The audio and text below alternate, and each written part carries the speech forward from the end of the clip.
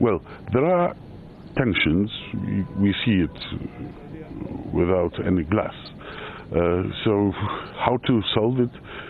This is a very, very, very big problem, and but I hope the government of India will do it okay. Thank you. Thank you. So, European on the ground, how was your experience about Kashmir? Well, my experience is just these 2 days, but it's short, but it's good to have a first view of the situation.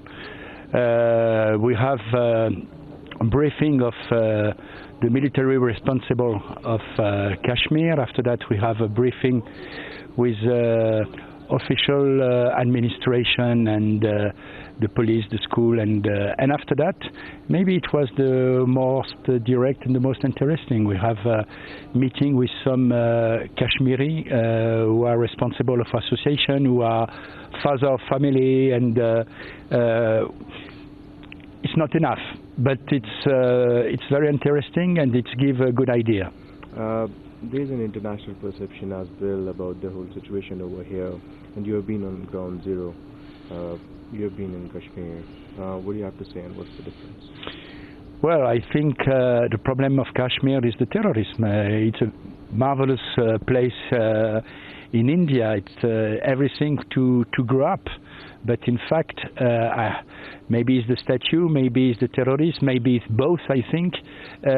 All of that make a situation completely frozen since many years. And for example, when I was speaking with responsible of communities, they said, "What we just want to have a hospital like other part in India. We just want to have education for my young like other part in the country."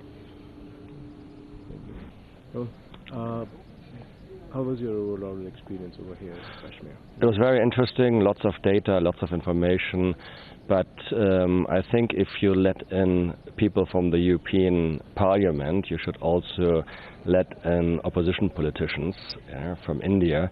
So there is some kind of disbalance, but and the government should somehow address it. I think as long as we have access to Kashmir, politicians from India are entitled to have access as well. There's an international perception about Kashmir, and you have been on ground zero now. What's the difference? How did you read it?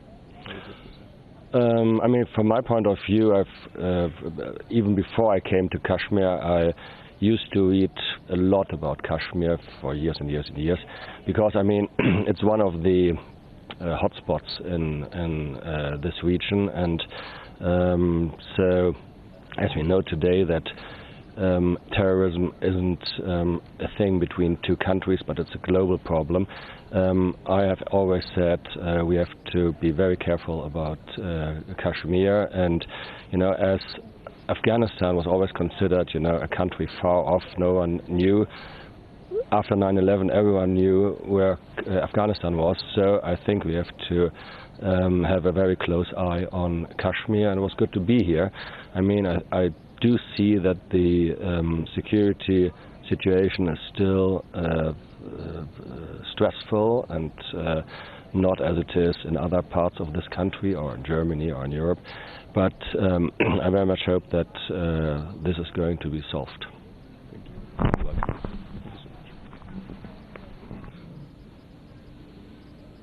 you.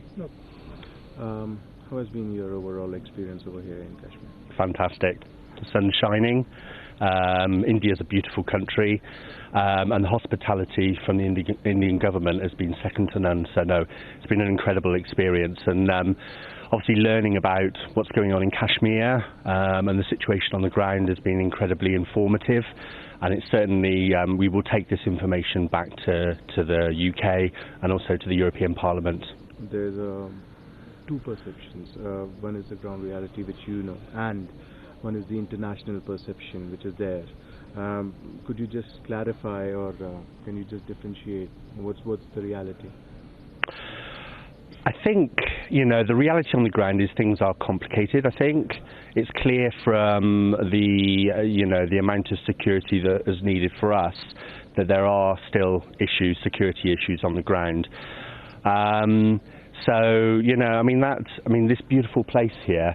It's sad that there are these problems on the ground.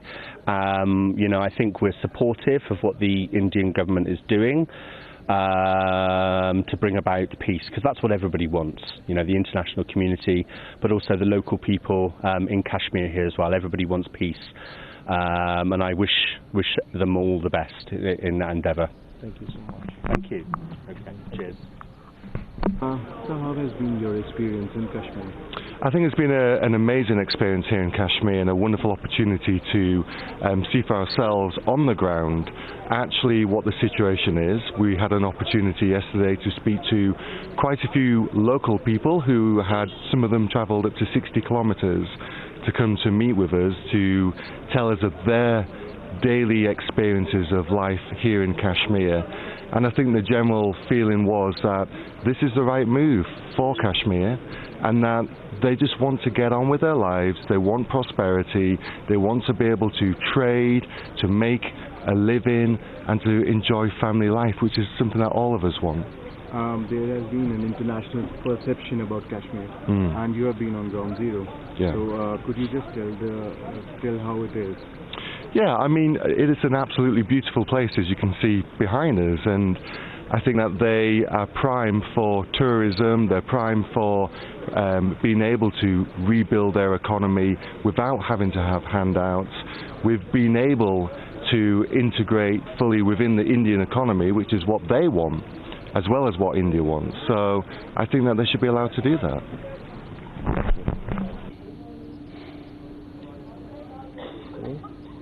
Fest, by the way. You know that? Okay. I used to be a journalist, by the way, for the biggest tabloid in Europe.